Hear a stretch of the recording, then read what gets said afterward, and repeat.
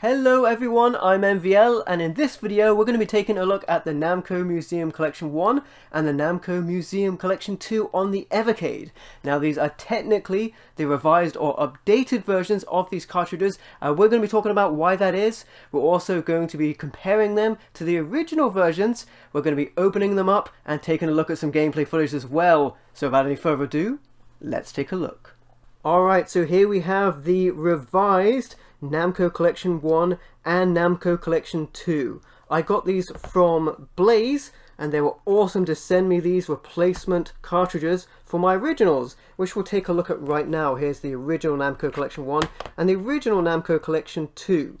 Now, to explain why I wanted replacements for these cartridges, we're going to take a look at the cartridge themselves. So some of the original cartridges, and don't panic too much for your own cartridges because this was a problem that was related to the original run from stuff like the Founders Edition, which I had, and that is that some of these cartridges were a little thicker on the sides. They were a couple of millimeters too big and they were a bit more of a struggle to get into the system. Now I have my Founders Edition Evercade right here, and we're going to put the cartridge in there to show what that's like. And I always wince a little when I do this because it is a really tight fit. Now if you have one of the revised editions of the Evercade, this won't be a problem because it'll be a bit of a wider slot, and it isn't a problem with the Versus model for the home console. And with that, every other cartridge works with the Versus except the Namco Museum Collection 1 and the Collection 2, which is the reason why I wanted these cartridges replaced. Thank you for Blaze for replacing them. I didn't have to do that. I bought my Founders Edition quite a while ago, so I was very happy to see that happen. Obviously I can't say that you'll have the same experience with customer service, but I was very happy, and this is quite the tight fit in there. It makes me a little nervous as well, and it's a little hard to get out. It's doable, obviously, but it is a tight fit and it comes out a little harder than it comes in. But there you go. And I always get a little nervous with it. I don't know if you can see on the side here, but the cartridge does get a little dinged up when it goes in there as well. And it's a really tight fit. I do worry about damaging either the cartridge or the system. Probably won't happen, but you're better being on the safe side than anything else. Anyway, that's that. We've got the new versions here, which we can compare against them. Now straight away I see some differences with the packaging right here with the old version and the new one. So if you wanted to be able to tell the new version, there's a couple of indicators here as well. Like I said, most people this probably won't be an issue with whatsoever. The new versions of the Evercade XP have a wider slot, and the new versions of these cartridges, since like the original, you know, I've been with Evercade since the start, of a couple of the original run of cartridges were a little bit thicker. So on the front here from the original, there is a Pac-Man anniversary part here. The new version curiously doesn't have that. It's interesting to see that there is a distinction on the artwork, and that also helps.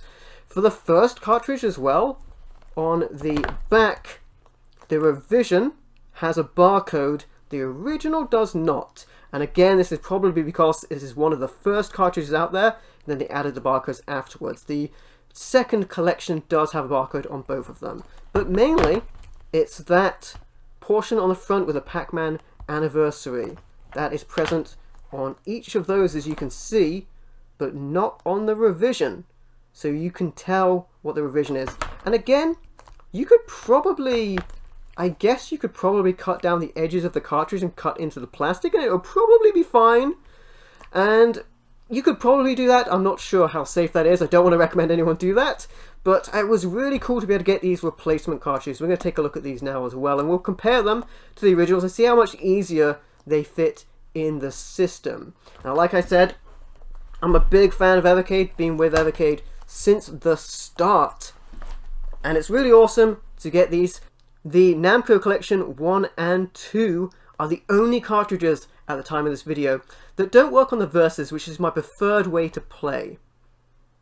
With that in mind, due to licensing, these will only work on handhelds, but I will be showing captured footage in this video as a little review of both of these cartridges and the games included, because there's some great games on these cartridges. Now, I wasn't bothered about any of the other cartridges because they, of course, they all play on the Versus, and I find the slot on the Versus is a little bit easier to get the cartridges in regardless. So that wasn't an issue whatsoever. So I was only bothered about these Namco cartridges. Of course, with a couple of the older cartridges going out of print as well, I definitely wanted to grab the newer cartridges, and the replacement cartridges, I should say. So there we go. That is the Namco Museum Collection 1. Will be interesting to see if the internals are any different. I don't imagine so. There's the booklet. Won't show every page of the booklet here, but we'll just take a look at it. And the cartridge itself. Now we'll have a quick look at the original cartridge to see if there's any differences, but like I mentioned previously, so there's that. Here's the original collection and the original cartridge. Manual looks the same to me, front and back. Here's the cartridge. Now I almost can't tell these apart. I would probably say that this colorization is a little bit darker, but there you go. Same colorization on the back as well, but this should be a tiny bit, couple of millimeters thinner. So the new cartridge should slide into the back of this with no problem. Let's check it out. Yeah, much easier. That went in. No difficulty taking it out.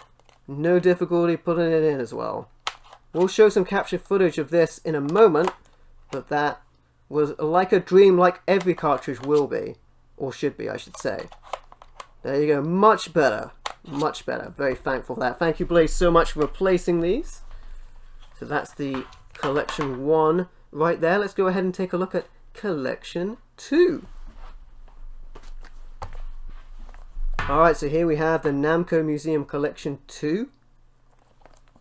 There's the spine, numbered of course, and there's the back. Both versions of the Collector's 2 have a barcode on the back. It's mainly the front. You'll be able to tell them apart if you needed to. Again, most people probably won't have an issue with this, especially if you have my systems that I have a little bit of a tight slot for these cartridges. The originals, I should say. And everything else I play on the Versus, because that's my preferred way to play. There's the back. And I love that Evercade has these different systems. You have the Versus, you have the XP now, which replaced the original handheld, and you have the Alpha as well. Lots of different ways to play if you wanted to. There's the manual. There's the cartridge. There's the front of that. And the back of that. Let's compare that to the original cartridge. See if it looks any different. So as noted, the front here, the main difference is that Pac-Man.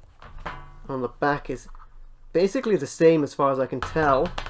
In the revision, the booklet looks the same to me.